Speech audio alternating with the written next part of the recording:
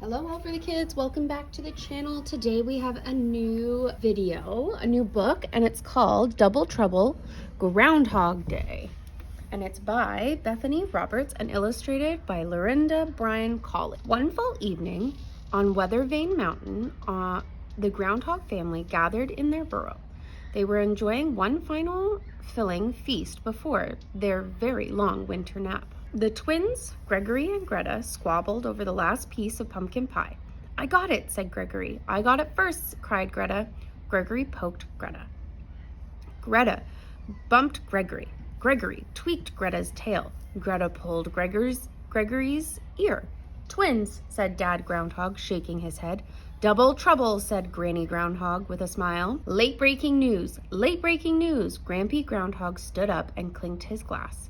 "There's a change in the wind," he announced. "As you know, every year on the second day of February, I pop out of the ground. If I see my shadow, there will be 6 more weeks of winter. If I don't see my shadow, we'll spring into spring."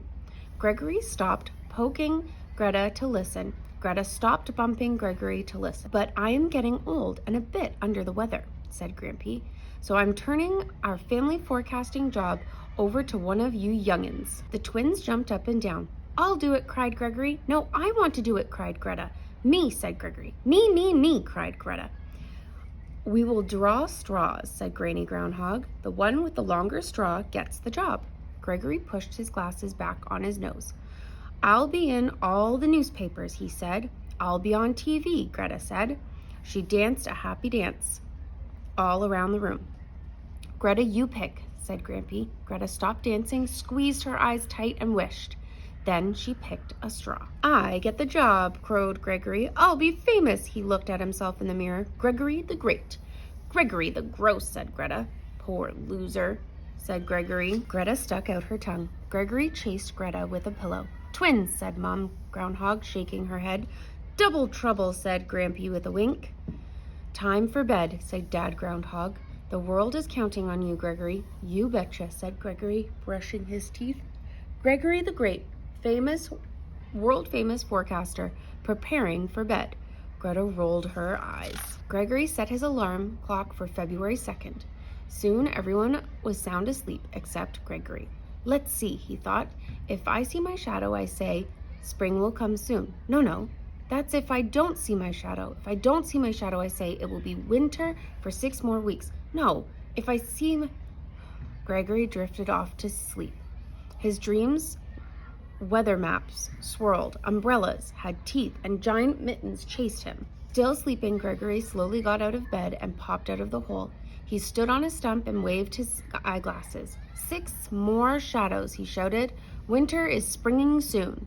Then he crawled back under his warm quilt and fell into a deep sleep for the rest of the winter. Ring! The alarm clock rang. Greta woke up. It was February 2nd, but Gregory was still sound asleep.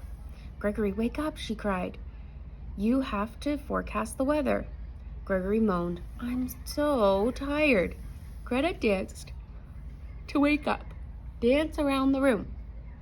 Gregory plopped his pillow over his eyes. Greta tickled him. Gregory pulled the covers over his head. Greta blew a trumpet. Trop, trop, trop. "Oomph," Gregory mumbled. "If you don't get up," said Greta, "how will farmers know when to plant crops? How will fathers know if they need fishing rods or fireplace logs?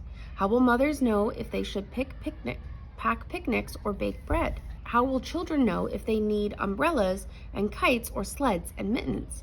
"Umbrellas with teeth," Gregory mumbled. "Giant mittens?" "Umbrellas don't have teeth and mittens are small," said Greta. "You must have had a bad dream. Are you getting stage fright?" "I'm a little nervous," admitted Gregory from under the covers. Gregory rolled over and opened one eye. Then he opened the other eye. Everything was blurry. "Where are my glasses?" he asked. "Where did I put them?" "Or where did you put them?" asked Greta. "I don't know. All I can remember is something about shadows," said Gregory. They looked under the quilt. They looked inside the dresser. They looked in his slippers. They looked everywhere. But Gregory's glasses could not be found. "This gets worse and worse," moaned Gregory. "How can I see my shadow if I can't see my own paw in front of my face?" "I'll help you," said Greta. "Hurry, the world is waiting." Greta grabbed Gregory and they scrambled out of the hole. Lights flashed, cameras whirled, reporters scribbled. "Am I seeing double?" asked Mayor Marver Moose. "Hey, there are 2 groundhogs," cried the TV crew. "So what's your prediction?" asked the reporter. "Jackrabbit." Tell us, shouted the crowd. "There's no shadow," Greta whispered into Gregory's ears. Gregory's knees shook. He took a deep breath. There's no shadow," he squeaked. "Spring will come soon," added Greta. "Spring, hooray!" shouted the reporters. "Spring, hooray!" shouted the crowd. "And here are your glasses, right on this stump. You must have been sleepwalking," said Greta. Everyone waved groundhog banners. They held groundhog balloons. The band began to play the Groundhog Stomp. Everyone danced and sang. Later that day, the twins went to the newsstand. The Groundhog Gazette headlines. Later that day, the twins went to the newsstand. The Groundhog Gazette headlines read, "No trouble, that's double. I'd have been in trouble without your help," said Gregory. "We make a great team." "You betcha," said Greta, hugging him. Gregory waved the newspaper. "I'll show this to Grampy," he said. "No, I will." "I will," cried Greta. Greta tweaked Gregory's tail.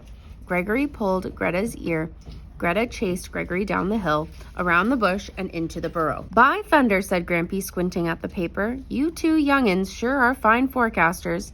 Not a shadow of a doubt." Gregory pushed his glasses back on his nose. "I can't wait until we do it next year," he said. "We?" asked Greta. "Of course," said Gregory. Greta grinned. "Make that double."